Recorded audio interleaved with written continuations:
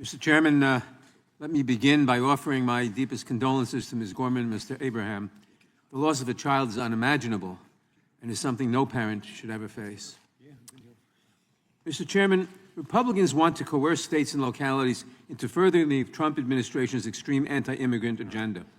But with masked agents murdering American citizens in the streets and tearing children away from their parents, and detention facilities that have their highest death rate in decades and fail to meet the basic medical and sanitary needs of detainees, it is no wonder that many states and localities have chosen not to use their limited resources to aid and abet the Trump administration's reckless, chaotic, and inhumane mass deportation campaign.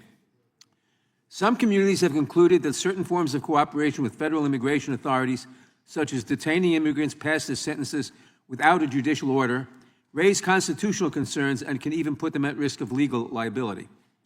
In many cases, states and localities have determined that taking on the federal responsibility to enforce immigration laws would destroy trust between immigrants and local law enforcement, which would make everyone less safe.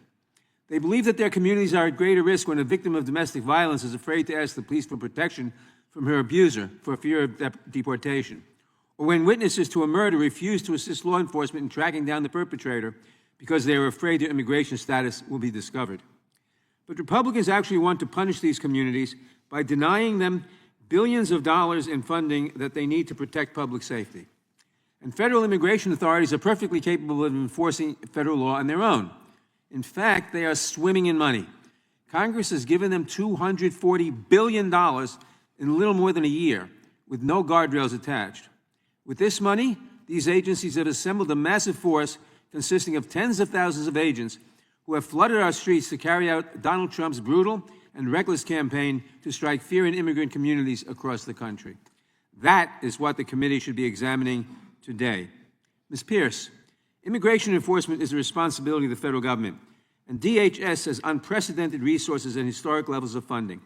Does the federal government have the resources and personnel necessary to enforce immigration law, or does it need to usurp state resources?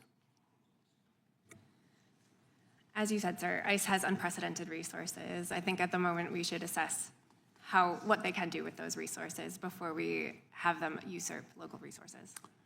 Thank you. Ms. Pierce, the Trump administration claims that it's only going after the worst of the worst and targeting criminals.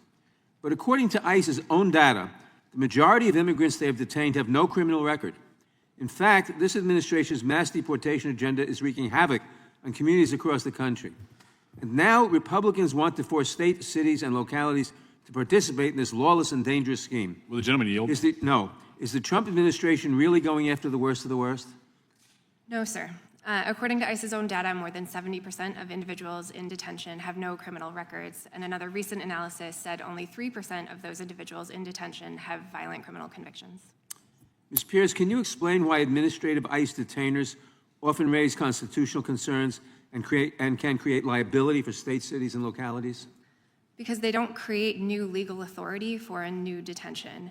If an individual is done with their criminal custody, then the local law enforcement agency needs a new authority to continue detaining that individual. A detainer is just a suggestion from ICE or a request from ICE that that local jurisdiction continue to hold that individual. It doesn't create a new legal authority, and as a result, some jurisdictions have had to pay hundreds of millions of dollars in civil liabilities and settlements for holding individuals beyond the time that they were supposed to be released from custody. Thank you, Ms. Pierce. The Trump administration has diverted over 28,000 officers from their law enforcement roles in the federal government to do immigration enforcement. How does this shifting focus from criminal enforcement to immigration enforcement hurt public safety? I feel like very few people would argue that taking officers who were focused on violent crime, child exploitation, human trafficking, firearms trafficking, fentanyl smuggling, and putting them instead to focus on civil immigration enforcement, that doesn't increase public safety. It pulls individuals away from their primary public safety missions. Also, unfortunately, this administration has failed to answer questions from Congress about how many exactly agents were pulled away from their primary public safety duties and what analysis, if any, was done prior to pulling them about what that would do to their primary public safety missions. What would it do to the open cases that they abandoned to focus instead on increasing immigration enforcement? We haven't heard a word from this administration about whether or not they're weighing those important public safety considerations. Thank you, Ms. Pierce. My time has expired. I yield back. Gentleman yields back. Mr. Van Drew. Every immigration debate in Congress eventually comes back to one central question: who should enforce immigration law, and at what cost? That is exactly what this exchange tries to answer.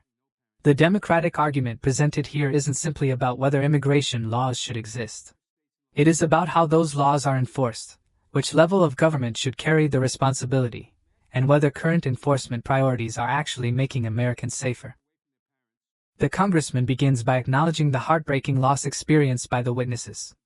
That moment matters because it recognizes that public policy debates often involve people carrying unimaginable personal grief.